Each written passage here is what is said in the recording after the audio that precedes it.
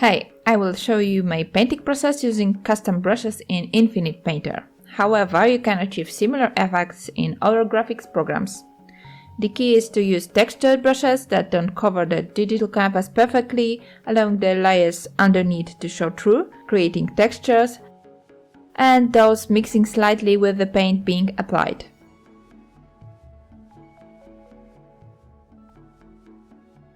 My inspiration is a winter photo I took on a walk.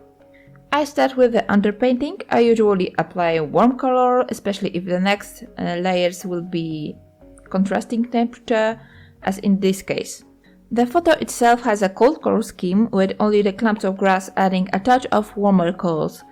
The trees in the background also seem to have warmer greenish tones.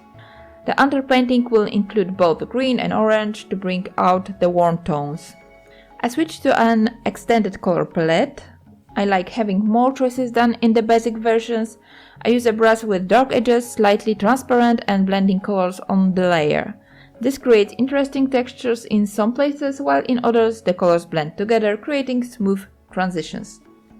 I switched to a more precise brush and a new layer and plan the composition, simplifying it in relation to the photo. Organizing this landscape, the bright patches of snow will create something like a road leading into the picture, lined with clumps of grass. In contrast to them, vertical tree trunks will appear. For a while, the layer with the composition will serve as a guideline, reduce transparency, multiply mode, and above all other layers. On the layer above the underpainting, I begin painting bluish grass shapes. I use a white brush with a texture that does not cover the layer completely. I try not to enlarge the canvas so that I can focus on the overall application of shapes, instead of going into detail. The bluish shapes close the composition at the corners and sides so that the lighter areas lead the viewer's eye to the center. When painting shadows in the background, I change the color to a lighter and less saturated one. You can see that the brush mixes colors instead of just applying one on top of the other, and when applying color to the trees, I press more lightly. This leaves less paint on the canvas and creates texture. I use vertical brush strokes to suggest the direction of the trunks. It's time to mix more turquoise and olive green into the mixture. A white brush allows you to apply color in a similar way to palette knife. Notice that I'm still working with the same tool. This shows that you don't need a whole set of brushes to achieve different effects. Knowing your tools means you don't waste time choosing, but if you don't know them well, I think that the best way is to check them in action. Time for blobs of grass. I introduce a lighter color, still not completely opaque, allowing the darker shade underneath to show through.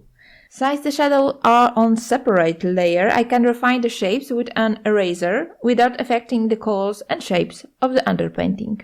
On the next layer, I create snow. I use a light yellow, warm color that contrasts with the bluish shadows. In winter, this contrast is more visible and I really like it. This motif also appeared in my recent watercolor paintings. You can also see the process. It is already on my channel.